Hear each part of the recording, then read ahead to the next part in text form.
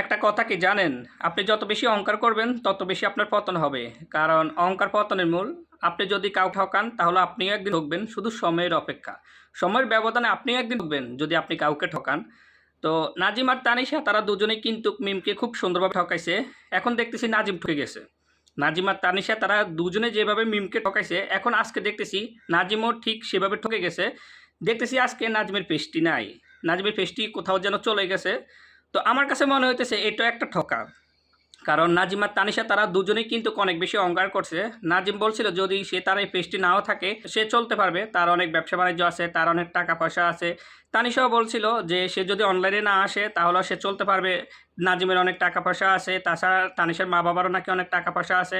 তারা দুজনেই অনেক বেশি অহংকার করছিল। তো সেখানে আজকে দেখতেছি নাজিমের এই পেজটি নাই। তো একটা জিনিস কি, যখন যে জিনিসটি থাকে সেই জিনিসের কেউ মূল্য দিতে চায় না। যখন যে জিনিসটি চলে যায় তখন কিন্তু তার মূল্যটা বেড়ে যায়।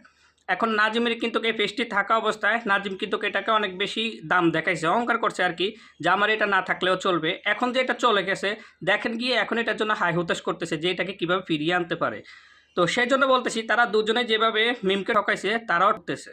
আস্তে আস্তে কিন্তু ঠকতেছে, নাজিম কিন্তু ঠকে গেছে। আপনারা একটা জিনিস খেয়াল করেন, নাজিম কিন্তু ঠকে গেছে, এখনো অপেক্ষা তানিশের। তানিশও কিন্তু একদিন ঠকবে, কারণ তানিশা কিন্তু খুব সুন্দর করে মিমের সংসারটা ভেঙে দিছে হাত দিয়ে। এক বুঝলে তানিশা মিমের বাড়িতে থেকে মিমের সংসারটা ভেঙে দিছে। তানিশা কি ঠকবে না? অবশ্যই ঠকবে, শুধু সময়ের অপেক্ষা। এখন বাংলাদেশের সব মানুষই কিন্তু মিমের প্রশংসা করে, সবাই কিন্তু মিমের পক্ষে কথা বলে, সবাই কিন্তু মিম যা ঠকার ঠকে গেছে। কিন্তু আমার আর মনে হয় না মিম কখনো ঠকবে, কারণ মিম কিন্তু অনেক বেশি সফলতা পাবে। কারণ বাংলাদেশের 100%-এর মধ্যে 100% লোকে কিন্তু মিমের জন্য শুভকামনা জানায় বা মিমের জন্য দোয়া করে। সবাই বলে মিম ভালো কিছু করবে, কিন্তু তানিশা আর নাজিম তাদের দুজনকে দেখলে বাংলাদেশের মানুষ ঘৃণা করে।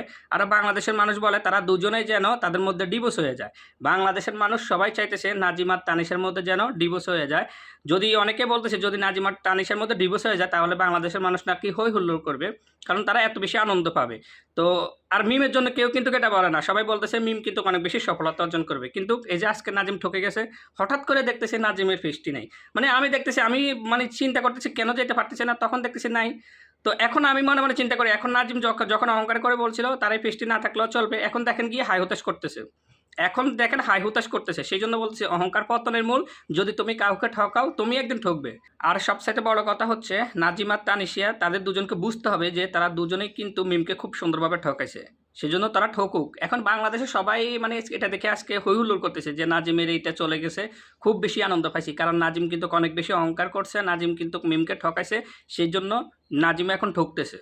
নাজিম যেভাবে মিমকে ঠকাইছে তার ফল পাইতেছে, আস্তে আস্তে ফল পাইতেছে তার নাজিম। নাজিম বুঝতে হবে যে নাজিম কিভাবে মিমকে ঠকাইছে। সরল সোজা একজন মেয়ে ছিল মিম, তারপরেও নাজিম কিন্তু সরল সোজা মেয়েকে ঠকিয়ে তানিশা নামক একজন ব্যক্তিকে বিয়ে করছে, যে কিনা যে তানিশা নাকি একটা মানে অন্যরকম, যে তাকে দেখলে মানুষের ভয় লাগে, তার কথাবার্তা শুনলেও মানুষের ভয় লাগে। সত্যি কথা বলতে কি, তানিশার কথাবার্তা শুনলেও ভয় লাগে। সেজন্য এখন বাংলাদেশের সবাই দেখতেছে এটা নিয়ে হই হুল্লোড় করতেছে, নাজিম আস্তে আস্তে ঠকতেছে। তো এখন তানিশার ঠকার অপেক্ষা সবাই বসে আছে যে কবে তানিশা ঠকবে, আর এমনকি নাজিব এবং তানিশার মধ্যে ডিভোর্স হয়ে যাবে, সেই অপেক্ষায় এখন বাংলাদেশের সবাই বসে আছে।